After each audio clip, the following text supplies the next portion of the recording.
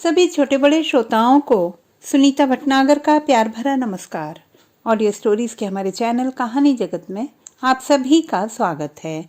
हिंदी कहानियों की श्रृंखला में आइए आज सुनते हैं मनीषा कुलश्रेष्ठ जी द्वारा रचित कहानी खेद का एक रेशा। सारे दरवाजे बंद कर धड़कते दिल से उसने फिर वही नंबर डायल किया जो उसके अवचेतन दिलो दिमाग उंगलियों को यूं रटा था पूरे 1 साल से, मानो कोई शरीर की सहज क्रिया हो। डायल करना, मसलन सांस लेना, पलकें झपकाना। उसे पता था न उधर से कोई उठाएगा, न ही 3 रिंग देने पर भी कोई फिर से कॉल करेगा। जिस कोई का नंबर उसे अवचेतन तक में रटा पड़ा है, वह तमाम उलझनों विवादों से डर कर फूट लिया है, या वह विश्वसनीय था ही नहीं। एक झूठ और भ्रम से लथपथ खुशनुमा सम्मोहन था जो उसके जीवन में तूफान उठा ध्वस्त छोड़ एकाएक गायब हो गया है। पिछले 4 महीनों से कोई भी तो नहीं उठा था। वह झूठ मूठ ही एक आवाज सुनती आ रही है, धीमे से भराया हुआ सा, हेलो। और वह स्वयं शिकायत करती है, थे कहाँ तुम, उठाया क्यों नहीं। उसे उम्मीद है कि वह कहेगा, अरे था कहाँ, यहाँ मैं। या फिर जब भी तुम्हारी रिंग आई तब दोस्त बैठे होते थे, हम साथ पढ़ते हैं ना, बाथरूम में आऊंगा। या कोई और रंगीन झूठ भरी बात जिसे जानते बूझते वह सच मानने का ढोंग किया करती थी। शुरू से तो वह जानती थी कि यह जो छोटा सा अनाकर्षक मगर भला सा चेहरा है वह सच नहीं, एक घुटा हुआ साइकियाट्रिस्ट है। उसे पता है कि विवाहित महिलाओं की ग्रंथियां, मन की जरूरतें क्या हैं। हद है, अच्छाई भी किसी का हथियार हो सकती है, बेइंतहा अच्छाई। हाँ, शायद यही बेइंतहाई ही संदिग्ध हो जाती है, वरना कैसे कोई लंबे समय तक बिना उकताए बिना झुंझलाए तरह तरह से, बल्कि हर तरह से सहायता करने को खड़ा रह सकता है, बिना कुछ वापस चाहे। अपने तक उकता जाते हैं, ये तो पराया है, नितांत अजनबी। बस एक कॉमन फ्रेंड का परिचित होने की वजह से बेटे के इलाज में लगातार 1 महीने तक अपनी ओर से हर तरह की सहायता करता रहा है, वह भी इस अफरा तफरी से भरे सरकारी अस्पताल में। उसके लिए कितनी घातक हो गई है यही अच्छाई। बंदा अच्छा मनोविज्ञान का ज्ञाता रहा है, आखिर साइकेट्री में एमडी कर रहा है। यूं भी स्पिंस्टर नर्सों के लंबे समय की झेली यौन अतृप्तियों, 2 बच्चों की माओं की लंबे समय तक प्रेम व्यापार में उपेक्षित हो आई जिंदगी के अवचेतन को खूब करीब से देखभाल लेते हैं ये डॉक्टर। तन के साथ साथ मन की नब्ज पकड़ना सीख जाते हैं। जानते बूझते भी अपनी तमाम ग्रंथियों को खुलवाने सहलवाने उसके पास आई थी।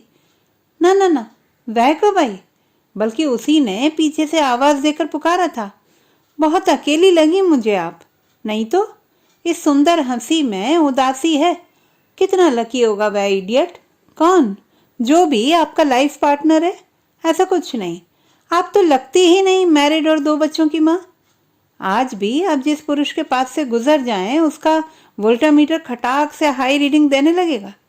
इजिप्शियन ममीज की तरह कौन सा लेप लगाकर उम्र का 45वां साल गुजार लिया, लगती तो 25 की हो। रहने दो फ्लर्टिंग। वह हंसी थी। इसी फोन पर सिहरते हुए वह बोला था, क्या इसे ही प्यार व्यार। चुप रहो, तुम अपनी एमडी पूरी करो। ये सब पूरे 6 महीनों लगातार फोन कर उसकी गृहस्थी की भारी जमी हुई नींव हिला डाली थी उसने। कितने महीनों घर में तनाव रहा, सप्तपदी का मजबूत बंधन ढीला सा हो गया था। लेकिन वो तो कितना सीधा साधा। ना ना नहीं, यही सीधाई जाल थी और वह उलझ गई उसमें।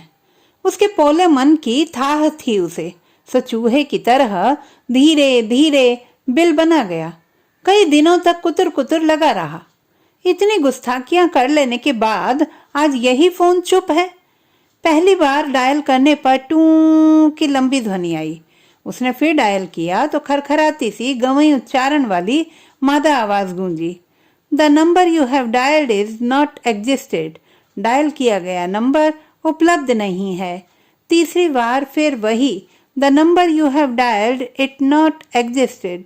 डायल किया गया नंबर अस्तित्व में नहीं है।